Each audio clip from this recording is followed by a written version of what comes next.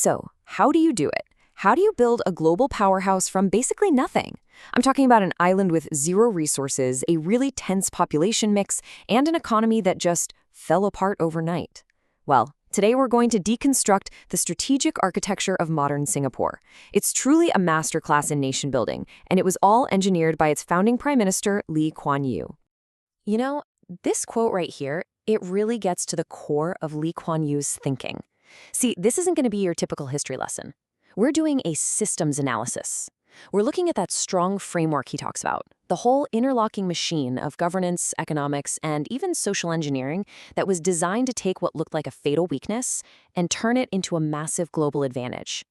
So, that's the big puzzle we're here to solve. We're going to treat Singapore's story like the ultimate turnaround case study. Seriously, we're going to reverse engineer the whole thing, looking for the core principles that any leader could use when they're tasked with building something great against, well, impossible odds. Okay, so here's our game plan. First, we'll look at the absolutely brutal starting point in 1965. Then, we'll decode the pragmatic blueprint they came up with. After that, we'll dive into the core systems they built, look at the social engineering they used to create unity, and of course, we'll talk about the trade-offs.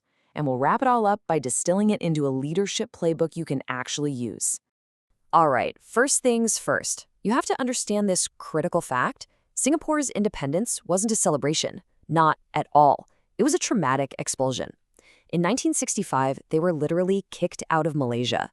This created an immediate existential crisis for a brand new nation whose own leaders had been arguing out loud that it couldn't possibly survive on its own. I mean, the shock was just profound. You can still watch the footage of Lee Kuan Yew announcing the separation on TV, with tears literally streaming down his face. He and his team had fought so hard for the merger with Malaysia because they truly believed a tiny island with no resources was completely doomed.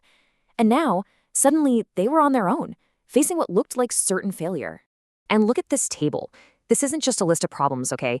This is a matrix of constraints that literally forged the entire Singaporean mindset. Think about it.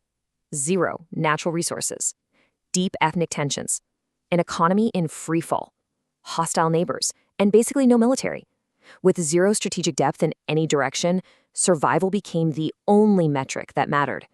This forced a ruthless survival-first logic. To even exist, Singapore couldn't just be good. It had to be the absolute best, the most exceptional, the most reliable, and the most valuable partner in the entire region. Period. So out of that insane pressure cooker, a core philosophy emerged, and it was a complete rejection of all the popular ideas floating around at the time. Instead, they embraced a radical, totally unsentimental pragmatism. You see, this principle, it put them completely at odds with everyone else in the 1960s. While other newly independent nations were all about rigid ideologies and kicking out foreign companies, Singapore's only dogma was, does it work? The only question they asked was, will this help us survive? And that mindset allowed them to make these rapid, unsentimental pivots.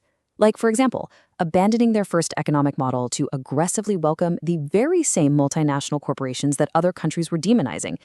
So these were the pillars of their whole strategy. You had Lee Kuan Yew, of course, but he had this incredible team, brilliant minds like the economic architect Goh Keng Swee and foreign minister S. Rajaratnam. And they basically operated like a corporate board that was executing a massive, long-term turnaround. They weren't afraid to push through unpopular policies. Why? Because their focus was never on the next election. It was always on the next generation. Okay, but a vision is useless if you can't execute, right?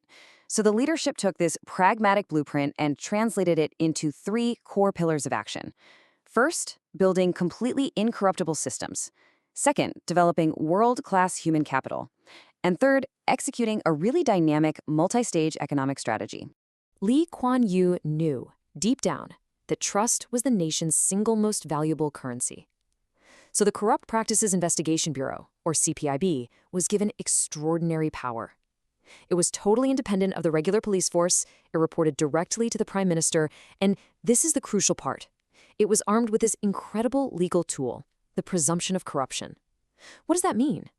It means if a public official was living a lifestyle that their salary couldn't explain, the law presumed they were corrupt. The burden of proof was on them. And right here, this is the strategic genius of their whole system. They basically attacked corruption with a 1-2 punch. On one hand, they made the risk of getting caught incredibly high and the punishment severe, but on the other hand, they've removed the incentive to be corrupt in the first place by paying top government officials salaries that were competitive with the private sector. You have to understand, this wasn't really about morality. It was about turning clean government into a bankable, core competitive advantage that would attract money from all over the world. And that foundation of trust, it directly fueled the economic engine. Guided by this super powerful and independent agency called the Economic Development Board, Singapore made this deliberate, step-by-step climb up the global value chain. You can see it right here. They started with simple, low-skill stuff like textiles in the 60s, then moved up to electronics in the 70s, then to automation, and finally to the high-tech, knowledge-based economy they have today. None of this was an accident. This was industrial strategy treated like a science. But here's the thing. Economic growth, on its own, wasn't going to be enough. The leadership knew that the volatile mix of different ethnic groups could literally tear the new nation apart. So they realized they had to actively engineer a unified national identity from what was essentially a population of immigrants. And their two key tools for this were housing and ethnic integration. The strategy here was so simple, but so profound. Give every single citizen a tangible asset. Give them a real stake in the nation's success. They did this by basically weaponizing the National Mandatory Savings Plan, it's called the CPF, to help people buy their own public housing. And just like that, the government transformed a population of renters into a nation of homeowners. The logic is just inescapable. When you own a piece of the country, you're a lot less likely to want to burn it down. Now this next part. This was one of the boldest acts of social engineering anywhere on the planet.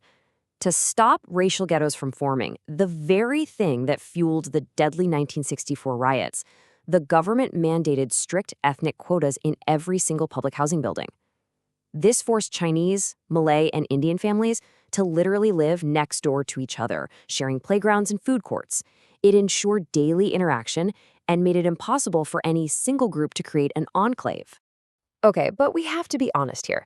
This model of hyper-efficient, top-down control didn't come for free. There were significant costs. And a core part of any good strategic analysis is to look squarely at the trade-offs. In Singapore's case, they are really substantial and, frankly, still debated to this day.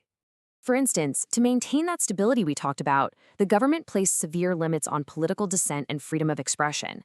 In many ways, civil liberties were traded for security and economic progress.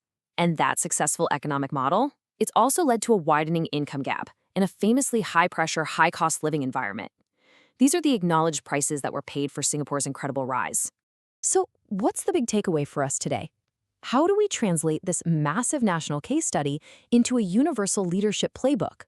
Well, I think we can distill the Singapore model into a strategic framework for building any high-performance organization, especially if you're starting from a position of weakness. Just think about it in these modern terms for a second. Kuan Yew, he's the ultimate turnaround founder or systems CEO, brought in to save a failing company. Singapore itself, that's the lean startup with a terrible product market fit that has to pivot or die. And his cabinet, that was the elite, totally results-obsessed executive team that actually got it all done. And that brings us to the final actionable framework. Let's call it the Singapore Build Model. Step 1, start with reality. Do a brutal, completely honest assessment of your weaknesses and your strengths. Step 2, build trust through competence. You have to prove the system works by delivering cleanly and consistently. Step 3, invest in people first. Treat your talent like it's your only appreciating asset. Step 4, create clean, low-friction systems. Get rid of the internal politics and bureaucracy that just kill performance. And finally, number 5, and this is the hardest one, plan in decades, not in quarters. Which kind of leaves us with one final big question. Singapore's core lesson, when you boil it all down, was to abandon ideology and just focus ruthlessly on what works. So in our own era of constant, massive disruption, you have to wonder, is radical pragmatism the only ideology that really works anymore?